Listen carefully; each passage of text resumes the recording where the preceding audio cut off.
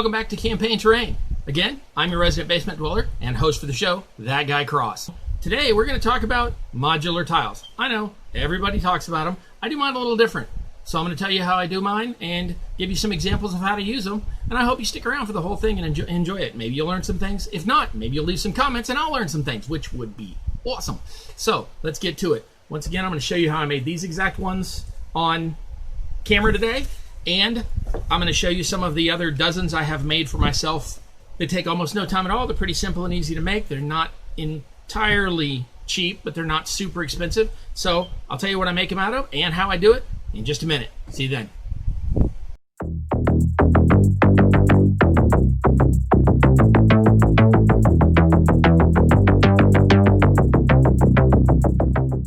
Let's talk about the materials we're going to be using. Again, this is the EVA foam. You've seen me use that in other videos. I'll try to make this really quick, but I'll go through it just in case you haven't seen it before. EVA foam is the same thing that's used in the craft foam, which is this. This is often called like foamies or kids craft, things like that. So this is EVA foam, but this is the 2mm, and they come in many different sizes and colors. This is a 5mm of essentially the same thing, but in a black. Then you've got things like floor mats that people put on the inside of their garages to comfort their feet when they walk, in several different styles, like this little cross-hatched woven pattern, or the diamond plate that looks like the inside of a truck bed, things like that. Those do come in different thicknesses. This one's about just shy of 10 mil. There's also 12 mil. They go up to about 15 mil on the thicknesses. There are some that refer to themselves as half-inch. Almost none of them are actually a half-inch.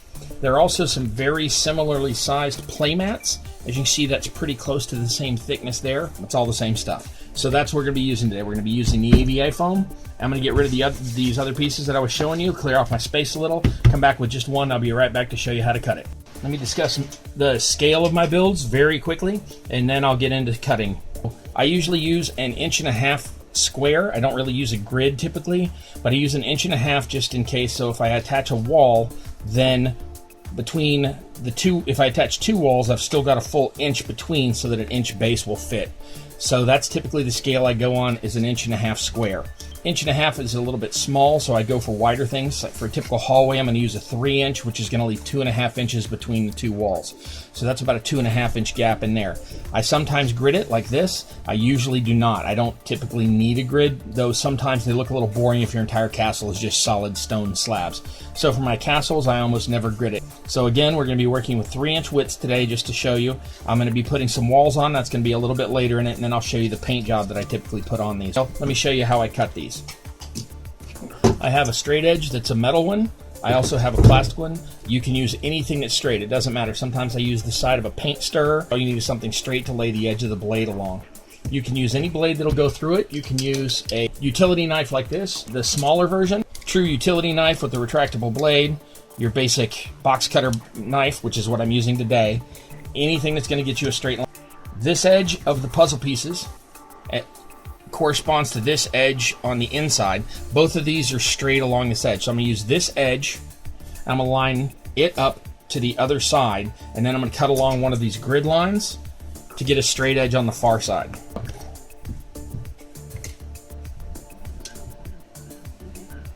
Okay, that's square. Find my first line. I'm not going off one of these solid lines. I've got these little dotted lines in here as well, so I'm going off the first one that covers a full width. No matter which knife you use, you don't want to cut vertical to the foam. You'll end up with tears and jagged cuts. You want to cut it as much of an angle as possible. All you want to do is make sure your straight edge is lined up. Comes off just that easy. I usually make multiple passes. It looks like I messed up the far end here, but it's close enough that it is not going to matter for what we're doing. Now, this is close to a 1/4 inch. I'm going to save this. You'll see why when I get to the wall section. I'm going to make a 3 inch wide section of floor or hallway today. I want to keep it lined up. This time I'm not using this edge, I'm using this edge. Go for 3 inches across. And again, slow and low cuts. Keep the angle low. Make several passes. Don't drag it through. Don't try to rush it. Don't go at a strange angle. Just keep the blade vertical and make your cuts, and you'll end up with a really smooth cut all along the side. Now, I'm going to do the same thing again, cut this at 6 inches, and let me get that done, and I'll be right back. So as you can see, I did a little bit of cutting while we were gone. I cut 2 of the rectangles. I also cut a couple of squares. All of these are so I can show you how I put grids on if I'm putting grids on. There's 2 ways that you can easily texture this. I'm going to show you both of them. I'm going to have my breather on here in a moment. I use my normal knife, except instead of having it out this far, I only left it out about that far. You don't even want it that, but I don't have a notch that's smaller. You only want to go about 1/16 to 1/8 of an inch deep on these to make these little cuts in here like this. I left one open, one undone, so you can see. I'm going to try to do this left-handed. I'm really bad with my left hand, but I'm hoping you can see what I'm talking about. I've got the barely extended blade.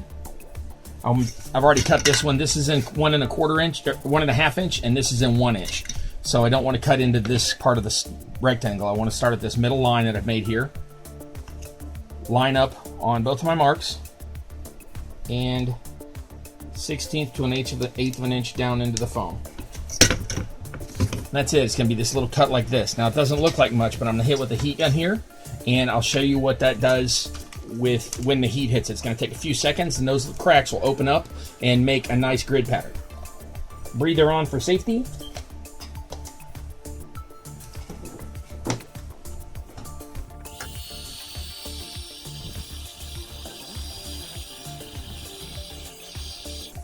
As you can see, that opened those right up. Just takes a few seconds. That's a 2-temp heat gun. I had mine on high temp. I had it fairly close. You want to be really careful not to get it too close. You can scald or burn the foam. You don't want to do that. If you can notice, it changed the texture a little bit, made it a little more stony. The surface area was really smooth, but some of those are more porous than others. As you can see, the more porous areas shrink down in, and it gives you a really nice stone or tile texture on these. Now I'm going to show you with this hot wire. You always want to put something down between any heat tool and your cutting mat, because these will malform a normal self-sealing mats. You don't want to do that, so I've got this extra board down. And then again, I'm going to follow these same grid lines just like I did on this one. You can use a ruler, but if I use the plastic one, I'm going to melt it, and I don't really have a small metal one. So what I'm going to do is I'm going to use the side of a paint stirrer, which is wood, and the heat shouldn't hurt it for the amount of time we're using it.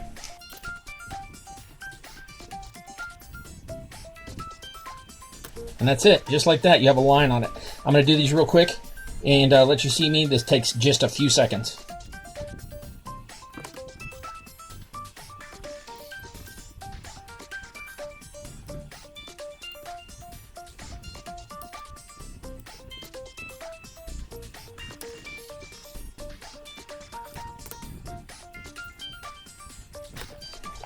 Okay, just like that. You saw that took, I don't know, 20 seconds, 30 seconds. And that was with this, which I don't always use. A lot of times I just eyeball it, or I use another one set beside it to line up the lines and just use the same lines as a direction.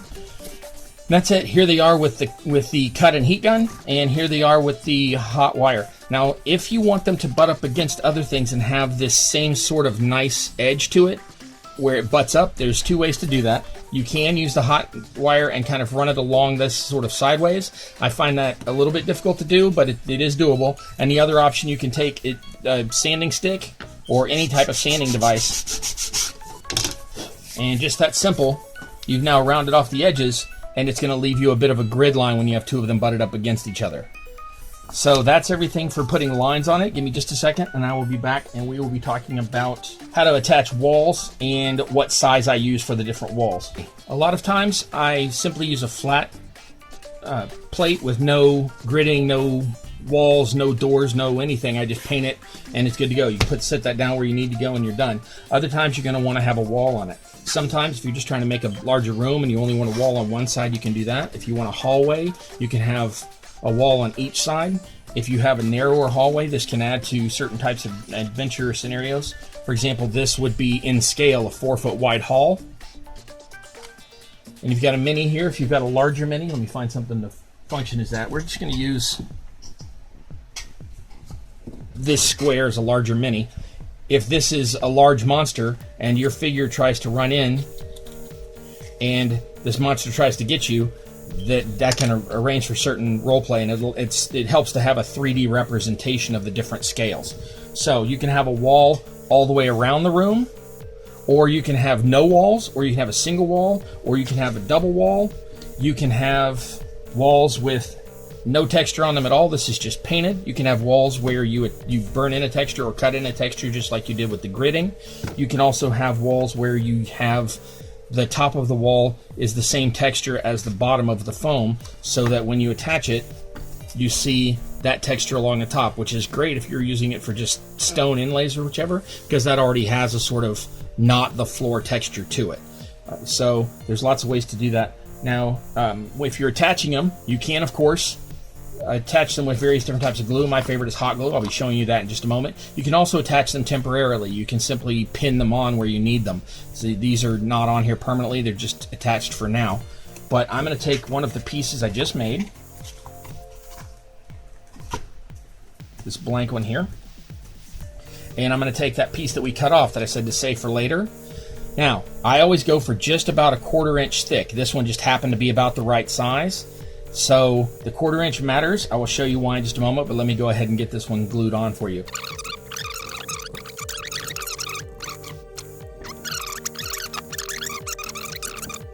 Looks to me like my glue is not yet hot enough. So what we're going to do is we're going to wait just a second. And we're going to try it again on the other side. I apologize about that, but fun of YouTube. You can also do parts and then do it again. So let me go ahead and show you that. So we're just going to do about 1/3 of the way down there. We're going to match up this other end, make sure it's in the right spot. And we're going to lay that down. My hand's in the way. But as you can see, I'm following along that edge. Take that edge.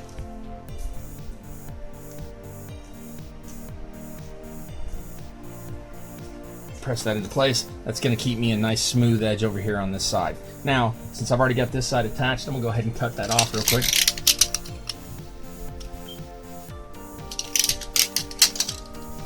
Alright, now it's not attached here, so as you can see, just going to lay a bead along this edge, starting where I left off.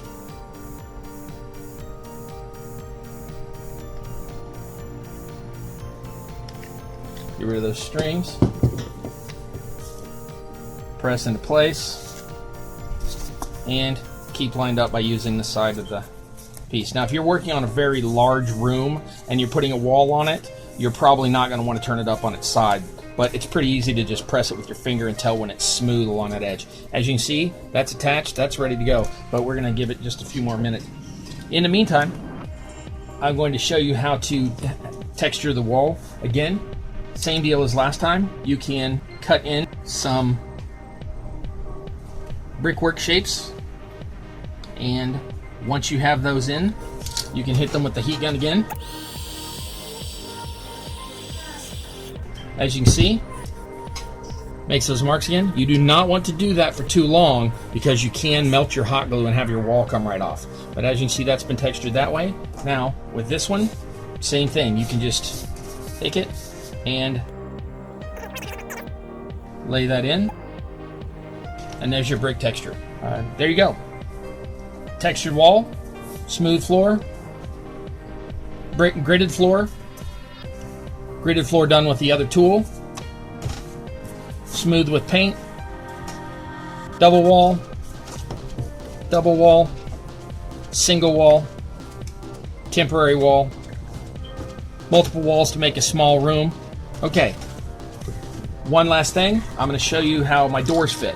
This is how I make my doors for my modular system.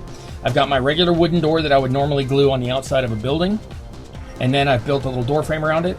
I've got a gap in here that's approximately a 1/4 inch wide, and then I've got a door on the other side. I try to line up the door latches on the same side so it looks like the door would be correct either way. This one's not finished painting, sorry about that, but this is just for this demo. So this little groove, say I wanted a door halfway down this wall, there you go. That's been done by a lot of people. I've seen, I believe, Wylag do that. I believe I've seen Scotty do that.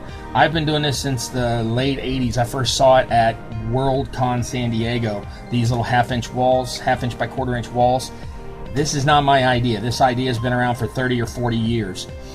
So that way You can make modular walls, you can make modular sconces for torches, you can make an entire fireplace that attaches to a wall, you can make portals, cave entrances, anything you want. Just make it with this little gap in it, this 1/4 inch wide by 1/2 inch tall gap, and boom, you're good to go.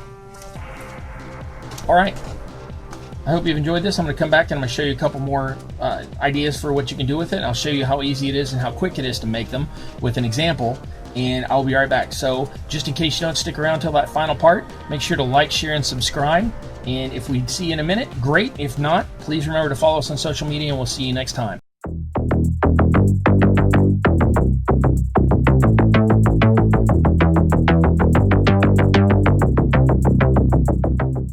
Okay, so that guy Cross, yeah, he told us he was going to give us an example, and there's nothing on the board. That's all right, I'll get there in just a second. First, we're going to talk about paint.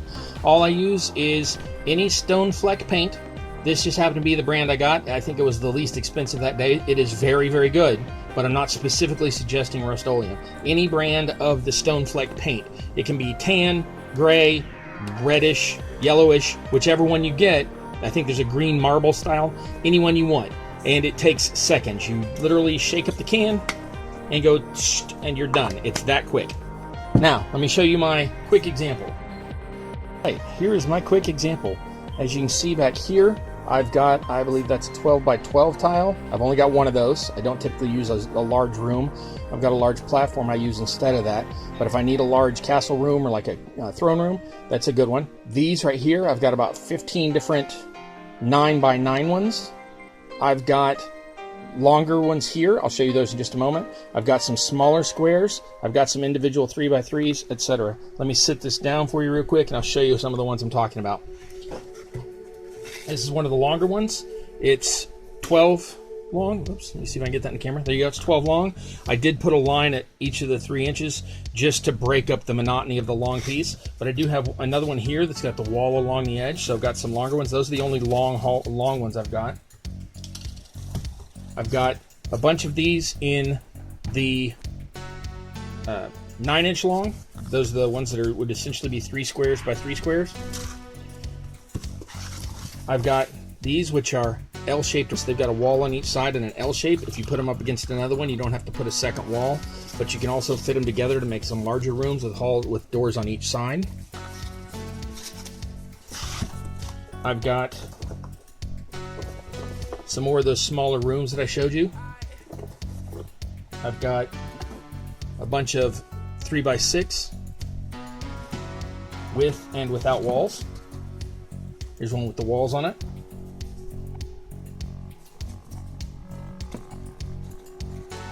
And last, I've got some slightly specialized ones. This is a 9 by 9 with 4 doorways to it. This is a fully modular room. So you got a room you can put on all 4 sides. You can put in temporary walls if you need to. You can lead to 4 different hallways. You can put a gate, one could lead out and then the other 2 could lead to halls. You could leave a door off of one side and have it just be open into another big room. This could just be an antechamber. But the opposite side of that, I also have these, which are 4-way hallways. You could use this as hallways just like they look and say that this is a negative space. This is all walls and rocks in here. You could suspend these over an abyss and say that this is a walkway, and if they fell over the railing, then that's going to be a problem. And if you needed to or wanted to, you could attach them to the others. I've never used them this way, but this would make a really quick way to say, have this central piece be where the guards stay, and each one of these could be a prison cell. These could be storage rooms, and this could be where all of the goods come in and out. Any number of things. Now I've got some of these with walls and without. Same deal. If this was over an abyss and there's no railing, this could get really dangerous. But if you butt it up against something with a wall in each corner, it does the same thing. It's going to give you a hallway with a wall on the side. Now here's the kicker.